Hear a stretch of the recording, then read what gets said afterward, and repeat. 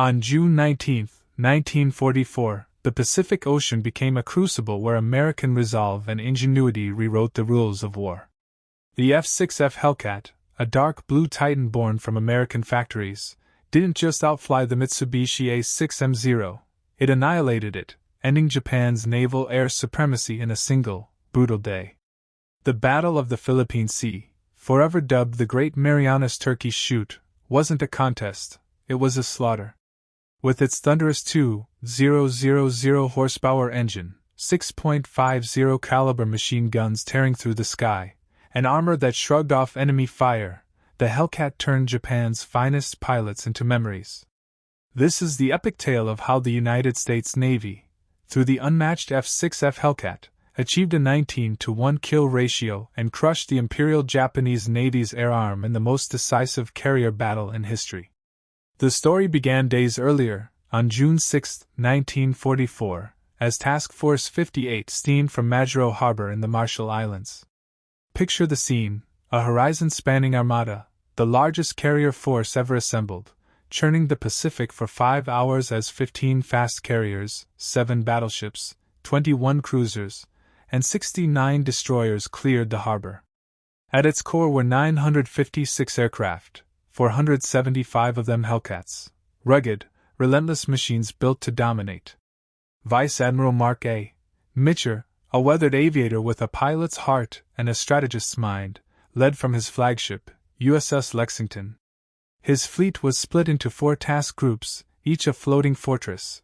Task Group 58.1, under Rear Admiral J.J. Jocko Clark on USS Hornet, with Yorktown, Belleauwood, and Bataan. Task Group 58.2, led by Rear Admiral A. E. Montgomery on USS Bunker Hill, with Wasp, Monterey, and Cabot. Task Group 58.3, under Rear Admiral J. W. Reeves on USS Enterprise, with Lexington, Princeton, and San Jacinto. And Task Group 58.4, under Rear Admiral W. K. Harrell on USS Essex, with Langley and Cowpens. Against this juggernaut stood Admiral Jisaburo Ozawa's first mobile fleet, 9 carriers: Taiho, Shokaku, Zuikaku, Junyo, Hyo, Ryuho, Chitose, Chiyoda, and Zuho, with just 430 aircraft.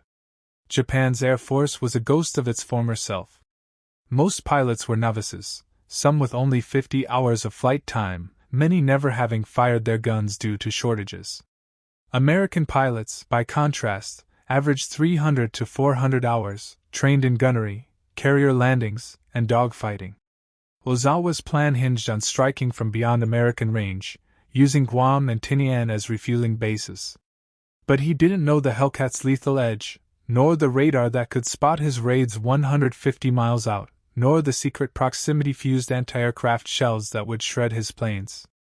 The stage was set for a reckoning. The battle's prelude came on June 11th, when Task Force 58 unleashed fury on the Marianas. Hellcats roared over Saipan, Tinian, and Guam, catching Japan off guard. They'd expected an attack on the Carolines. Only 50 land-based Japanese planes defended the islands, and in one sweep, 208 Hellcats destroyed 86 of them.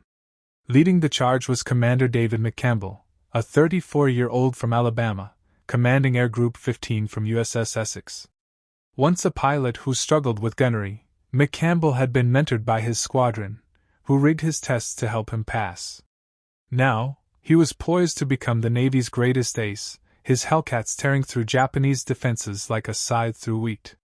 On June 15th, American troops stormed Saipan, triggering Japan's desperate response, Operation Ago, their last hope for a decisive victory since Midway. June 19th broke with a tense dawn.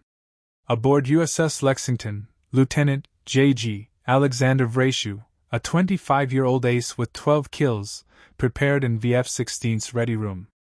A disciple of the legendary Edward Butch O'Hare, Vraciu was about to etch his name in history. At 7:45, the submarine USS Albacore, commanded by Lieutenant Commander James Blanchard, struck first, firing 6 torpedoes at Ozawa's flagship, Taiho. A Japanese pilot, Warrant Officer Seikyo Komatsu, heroically dove into one torpedo, saving the carrier momentarily. But another hit Taiho's elevator pit, and a rookie damage control officer's fatal error, opening the ventilation system, spread fuel vapors. At 15:32, Taiho erupted in a fireball, sinking with 650 men. At 8:30, Task Force 58's radar screens glowed with the first Japanese strike, 69 planes at maximum range. Fighter directors, calm and precise, vectored Hellcats into position. Vector 250, Angels 25, bogies inbound, echoed over radios. Hellcats climbed for altitude, pilots like Commander Charles Brewer of VF-15 spotting the enemy 40 miles out. The Japanese flew in tight, parade-like formations, a death sentence against the Hellcats' firepower. Brewer's squadron dove from 25,000 feet, their 6.50 caliber guns blazing. McCampbell, leading VF-15, chased the Judy dive bomber, his starboard guns skidding his plane, yet he shredded it with a burst. By day's end, he'd claimed 5 Judas and 2 Zeros over Guam, 7 kills in one day. The carnage was breathtaking. Lieutenant J.G. Vraciu, battling a faulty supercharger, spotted a swarm of Judy dive bombers skimming the waves. In 8 minutes, with just 360 rounds, 10 per gun per kill, he downed 6 planes, his aim surgical. Landing on Lexington, he flashed 6 fingers for the cameras, his grin a symbol of American dominance. His Hellcat's wingfold pins were loose. He'd flown his greatest mission with his plane barely holding together. The first wave lost 42 of 69 planes. The second, 128 planes at 9 o'clock, flew into a gauntlet of Hellcats guided by radar.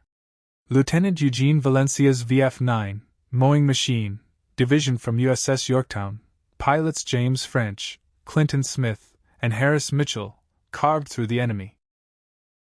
VF-1, led by Commander Smoke Streen, claimed 37 kills, with Lieutenant J.G. George Carr becoming an ace with 5. The Hellcat's superiority was absolute.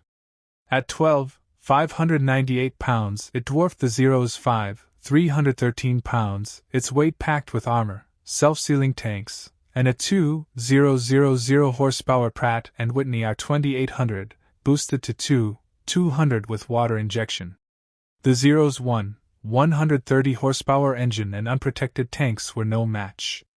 The Hellcat's guns, harmonized at 300 yards, created a deadly cone of fire, while the Zero's 220mm cannons, with just 60 rounds each, were outgunned.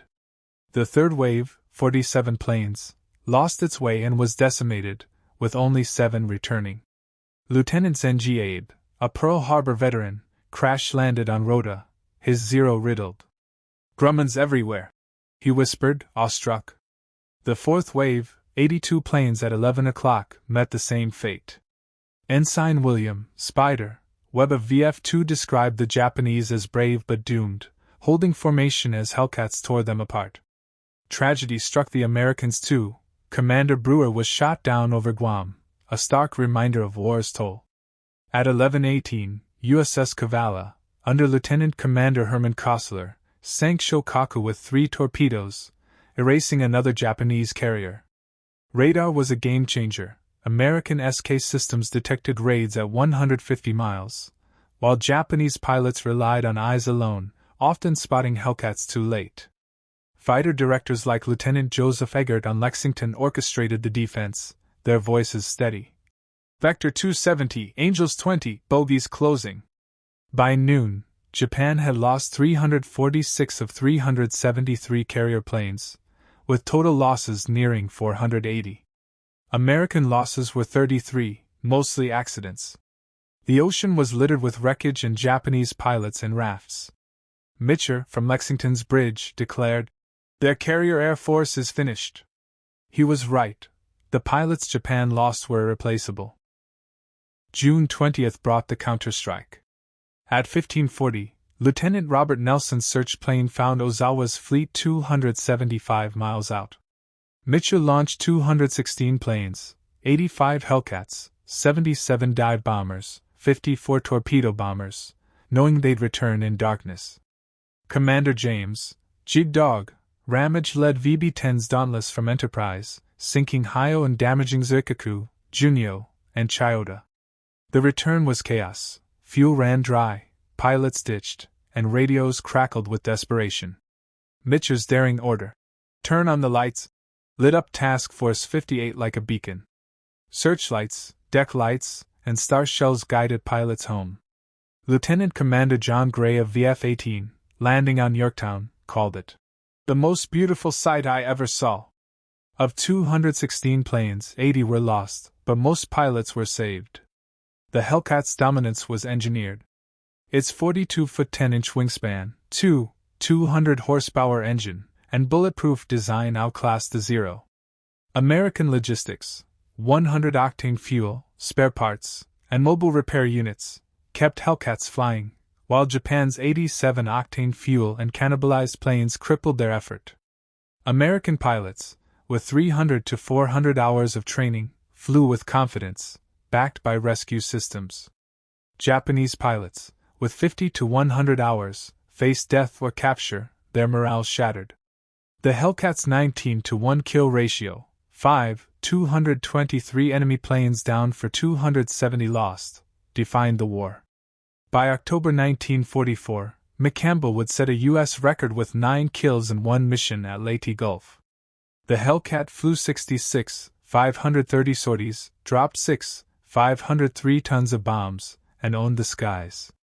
It wasn't just a plane, it was America's industrial might, training, and spirit made manifest.